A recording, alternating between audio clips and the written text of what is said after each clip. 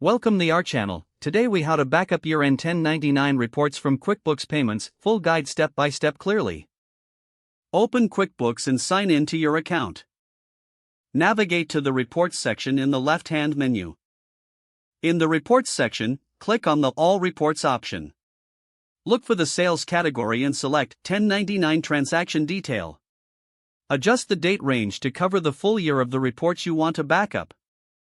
Click on the Run Report button to generate your 1099 transaction details. Review the report to ensure all transactions are included. Once satisfied, locate the Export option usually found at the top right corner. Select Export to Excel or Export to PDF, depending on your preferred file format. Choose the destination folder on your computer to save the exported file. Name the file appropriately for easy identification later. Click on the Save button to complete the export process. Open the folder where you saved the file to verify it has been exported successfully. For added security, consider backing up this file to a cloud storage service or an external drive.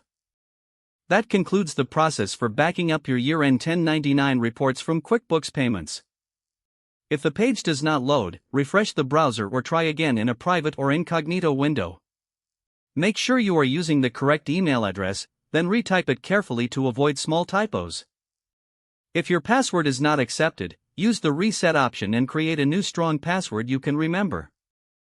Check your spam folder for verification or security emails, then complete any requested confirmation steps. Enable two-factor authentication if available to improve account security and reduce unauthorized access risk. After signing in, review your profile details so your contact information and settings are accurate and current. If you see an error message, note it down and try again after restarting your device and internet connection. Log out when you finish, especially on shared devices, to keep your account and payment information secure.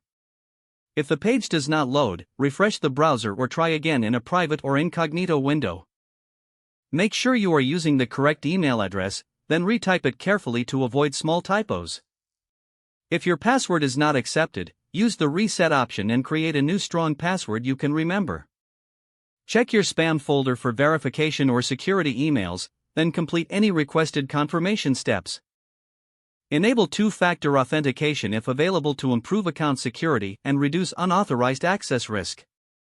After signing in, review your profile details so your contact information and settings are accurate and current. Don't forget to like this video and subscribe to our channel for more step-by-step tech guides.